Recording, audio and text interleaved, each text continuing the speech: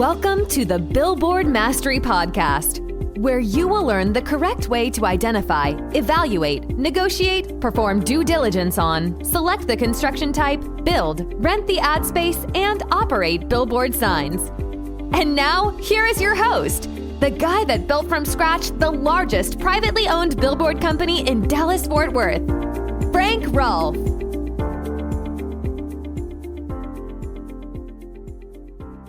One big menu. That's what the billboard industry gives you. This is Frank Rolfe of the Outdoor Billboard Mastery Podcast Series. We're talking today about the types of billboards and what they cost. We're going to give you the full menu of what it costs to invest in the billboard sector based on the type of billboard that you're looking at buying or building. So let's start off at the lowest cost thing on the menu. Let's start with the dollar menu of the billboard industry. Item one, abandoned signs. Now, what's an abandoned sign? Let me give you an example of one that I did. I did several like this.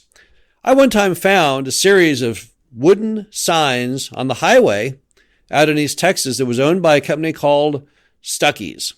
Now, Stuckey's, you may remember if you're a baby boomer, back in the 60s, was a very popular roadside restaurant. Food really wasn't that bad. It also sold little items and knickknacks. They had a thing called the log roll, which was basically like caramel with nuts stuck in it. I always liked Stuckey's, but apparently the American public didn't. And after it got off to a really strong start, it petered out over time and died. I'm not really sure why. Perhaps the food got sketchy. The units were kind of old and dirty. Locations didn't end up being that good.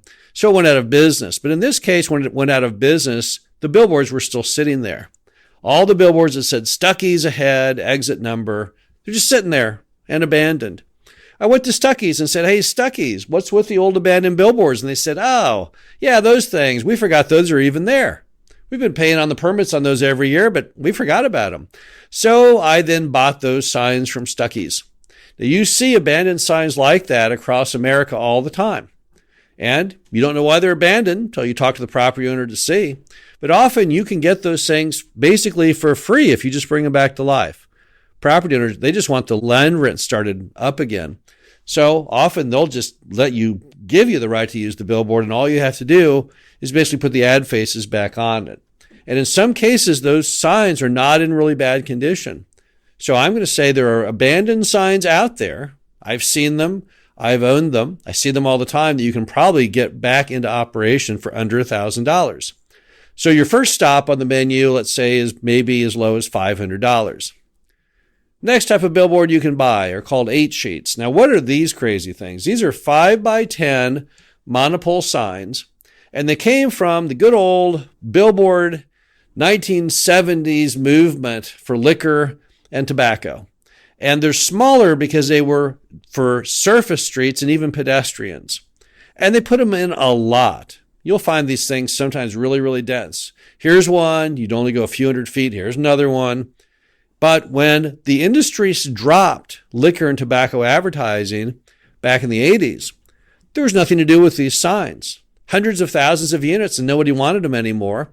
The billboard companies didn't know what to do. So what they do, they basically, in many cases, just abandon them. I see these things all the time. Always abandoned most of the time. And you can buy these old abandoned 8 sheets, either from the original owner or from the property owner, because the property owner often ended up with them. They just deeded over to them. You can buy these things for about $1,000 or less.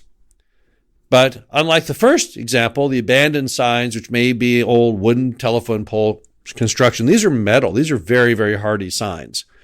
Traditionally, they don't have any lights on them, but you can still stretch vinyl around them, so they're really pretty good units. And again, that's something that's going to cost you $1,000 or less. So again, pretty affordable in the world of investments to get into the billboard business. From there, we're going to go up to wallscapes. Now, what's a wallscape? A wallscape is just that. It's a billboard put on a wall. It can be a masonry wall. It can be brick. It can be concrete. And if you go out to California, you'll see them even on the side of office buildings.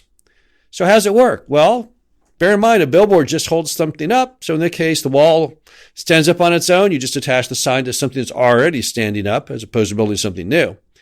Typically, you put anchor bolts into the masonry wall, and then you stretch the vinyl between all those anchor bolts. It's not very complicated.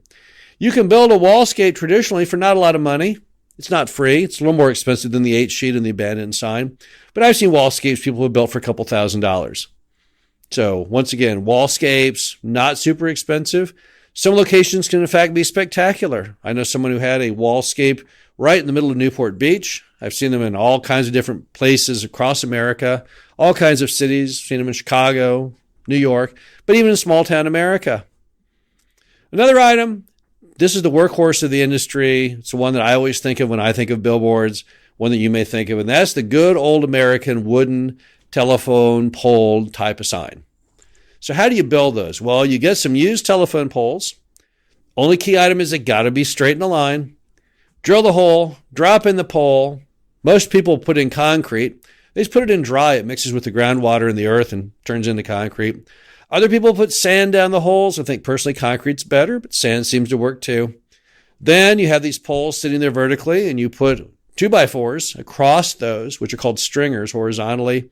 Then you nail or bolt or screw plywood, what's called MDO, marine grade plywood, faces to those stringers. And you got your sign and you're totally built.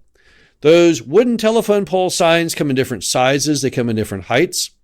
They come in lighted and non-lighted formats, so they're very adaptable. Lots of variables to them. And that makes the cost also very variable. You can probably build a decent wooden telephone pole sign along the highway for maybe $3,000. And you can probably build one that's extra tall, twice the normal height, and twice the normal size, maybe for as much as $6,000, $7,000, $8,000. What's great about those wooden telephone pole signs is that they last seemingly forever. Those telephone poles that are just soaked in creosote by the utility company, those things just go on forever. They rarely rot. They rarely get any insects. The creosote keeps all that away. And typically, they're fairly strong. They can handle big windstorms sometimes better than the big monopoles. There's a lot less force on them because the force is spread out over a number of poles. There's certainly nothing wrong with wooden signs. You can put modern safety equipment on them. You can put lights on them. You can put skirting on them. You can put anything you want. Put your shield on them. In some areas, the advertiser really can't tell because the tree line goes up the poles, so you don't really even see the poles. All you see is the ad face itself. Now, from the wooden sign, we jump up to the steel I-beam. Now, what's an I-beam? An I-beam is called an I-beam because when you look at the very end of it, you see the letter I. It's a series of flanges. And I-beams are built because they have enormous strength, but only in one direction. It's like a railroad track. Railroad track also looks like an I on a cross section. But the problem is it only has strength in one way. So you make the beam, the strong part of the beam, such that when the wind hits the sign, that's what holds the sign up. Laterally, though, not quite as strong. Now, steel I-beams were really big back in the 1940s, 50s, 60s, even the 70s, before they invented the steel monopole sign. So it was the first true steel sign, but once again, not as good as the monopole, which we'll come to in a minute, but does a very effective job. Steel I-beam sign, properly maintained, can last literally forever, and does have one strength that the monopole doesn't even have. It's got a very low profile, and you can put those things really right on a property line, unbelievably close to the edge. Steel I-beam signs, however, have a disadvantage, which is that they take up a lot of real estate on the bottom, just like the wooden signs do, and they're not very attractive. So it's very hard to sell some property owners on allowing you to build a steel I-beam sign because it's not one, but multiple big steel I-beams, and it's just not very attractive looking. There's really nothing you can get away with that. You have to embrace the fact that that's what you got. Now, some people over the years have found ways to make it more attractive. They'll grow shrubs and things up the steel I-beams, or they'll, in some cases, even put things over the I-beams. I know someone who once wrapped the I-beams in a mylar surface like a mirror, such that it kind of reflected back the greenery of the landscaping. But steel I-beams are great. The only problem with them is they're not cheap. To build a steel I-beam, a big 14 by 48 steel I-beam sign, they may cost you $20,000 to $30,000.